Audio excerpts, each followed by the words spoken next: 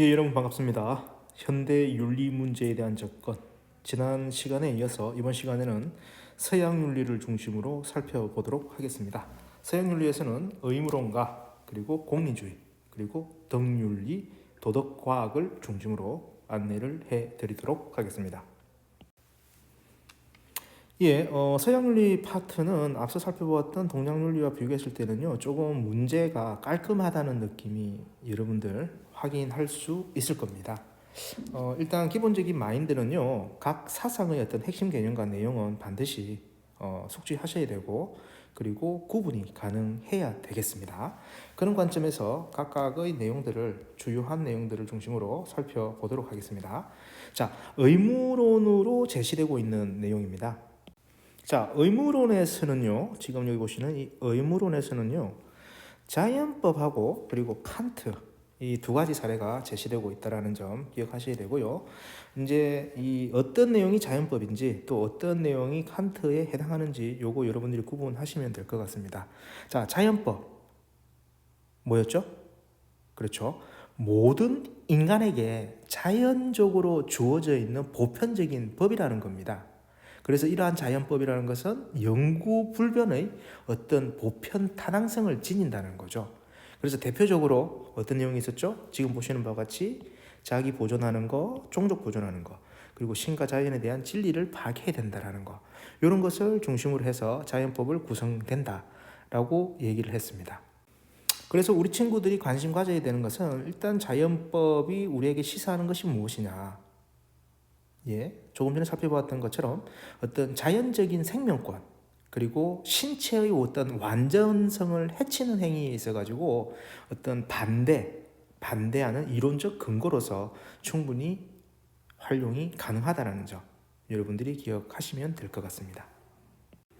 자, 이제 칸트인데요. 칸트는 우리가 계속해서 다루어 왔기 때문에 대부분 친구들이 이제 개념적 정리가 되었을 거라고 기대를 하고 있습니다.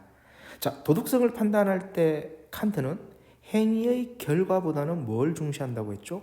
예, 동기를 중시한다라고 얘기했습니다. 그래서 이 동기의 구체적인 모습, 선의지라고 했죠. 선의지. 하지만 우리 인간이 가지고 있는 어떤 자연적 경향성이라는 것이 이러한 선의지를 방해할 수 있다고 했습니다. 그래서 그것은 당위의 형식으로, 그리고 명령의 형식으로, 그리고 가정이 아닌 정언 명령의 형식으로 우리에게 다가와야 된다고 했죠. 그리고 이러한 정언 명령의 형식 안에는 또 무엇을 갖춰야 되느냐? 보편성과 인격성을 갖춘 나의 준칙이 검증이 돼야 된다라고 얘기를 했습니다. 그 구체적인 내용을 다시 한 번 더 생각해 보게 되면은 보편화와 관련돼 가지고 이런 얘기를 했죠. 내 의지의 준칙이 항상 동시에 보편적인 입법의 원리가 될 수 있도록 행위하라는 것. 그리고 두 번째로 인간을 수단으로 대우하지 말고 항상 동시에 목적으로 대우하도록 그렇게 행위하라고 우리가 학습을 했었습니다. 기억하시죠? 자, 그래서 이제 서양 윤리에서 제시되고 있는 이 의무론, 자연법하고 칸트를 중심으로 살펴봤는데요. 결국 이제 이 의무론에서 얘기하는 것은 뭡니까? 행위의 옳고 그름. 이것이 행위의 결과와는 상관없이 그 행위가 의무로부터 나온 것인지에 의해서 결정이 된다라는 특징을 가지고 있습니다. 그래서 다시 한번 정리하자면 칸트의 입장에서는 도덕 법칙에 근거한 의무의 실천을 강조하고 있다는 것, 그리고 무조건 따라야 하는 법칙인 정언 명령에 근거해야 된다는 것, 요점 정리할 수 있겠고요. 그럼 자연법에서도 마찬가지입니다. 보편적이고 절대적이며 불변하는 어떤 자연법이 존재한다는 겁니다. 그리고 이것은 우리가 직관으로서 알 수가 있다는 겁니다. 그래서 그 직관에 따라서 도덕 판단을 하면 된다는 것. 이것이 바로 지금까지 살펴본 자연법과 칸트의 내용이었습니다. 자, 이번에는 이제 공리주의입니다.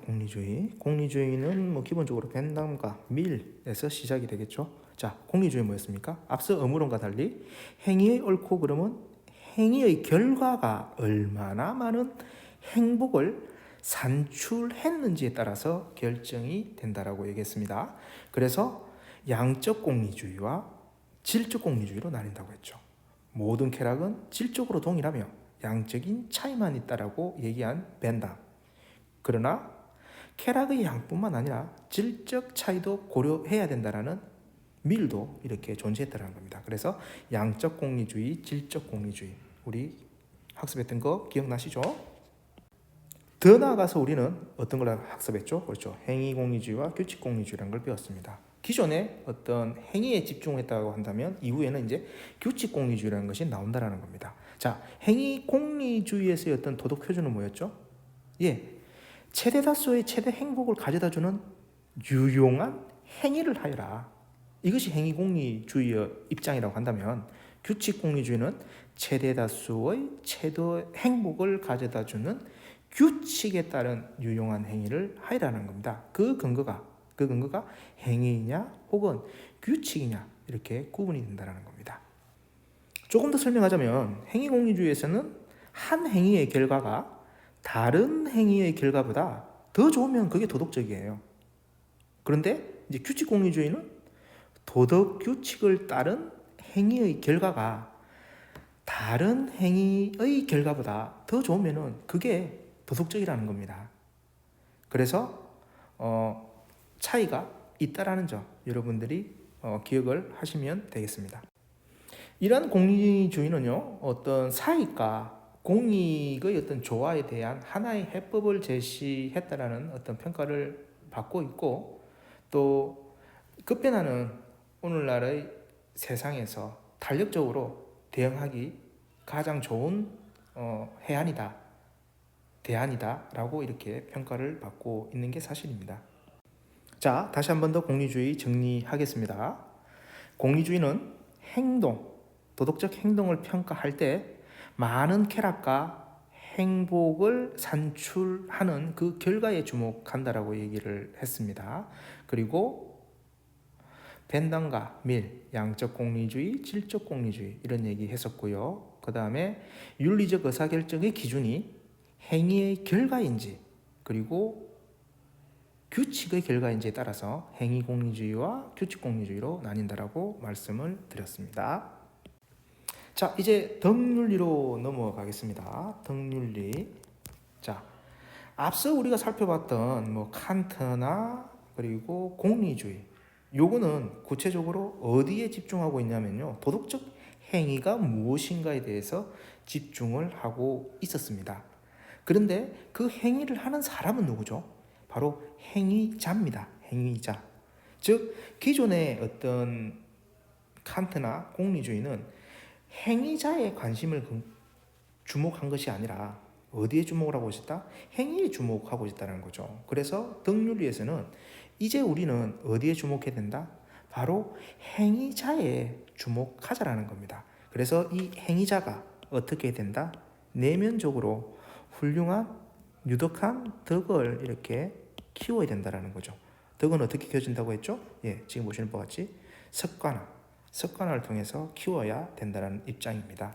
그래서 덕윤리에서는 본인이 속해 있는 이 공동체, 그리고 이 공동체, 본인이 속해 있는 이 공동체가 지니고 있는 전통과 역사 혹은 그 맥락, 이것을 아주 중요시한다라고 얘기를 했습니다. 자, 그래서 덕윤리에서 결국 강조하는 것은 뭐냐? 바로 이거죠. 공동체 구성원으로서의 삶을 강조한다는 겁니다.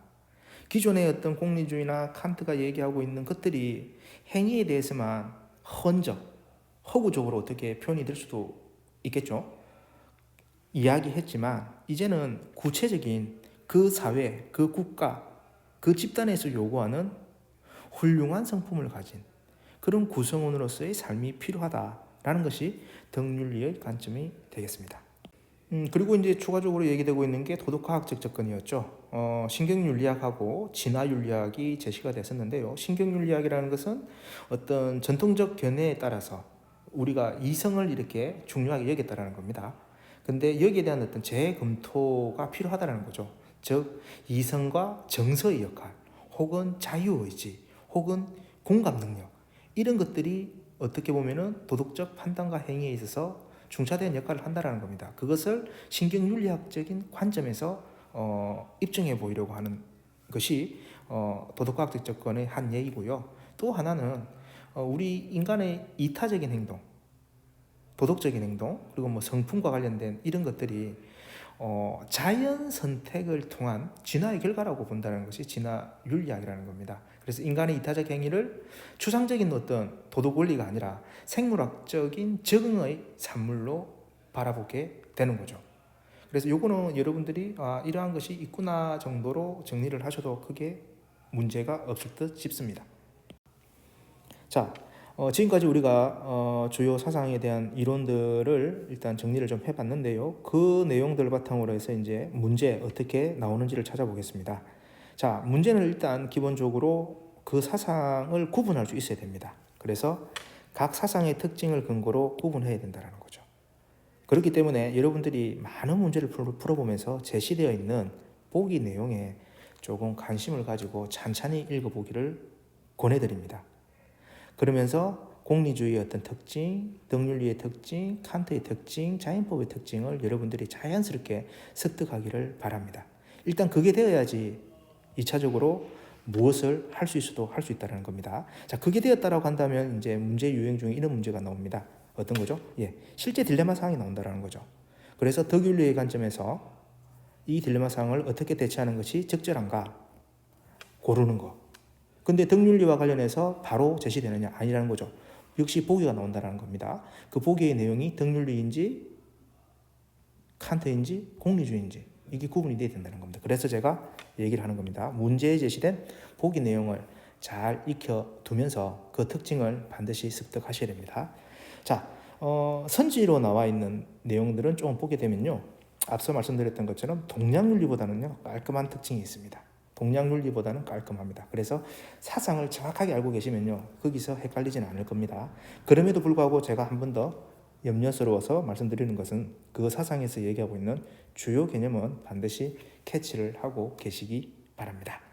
자, 이렇게 해서 오늘 이 시간 서양윤리에 대한 얘기는 마무리 짓고요. 다음 시간에 다시 뵙도록 하겠습니다.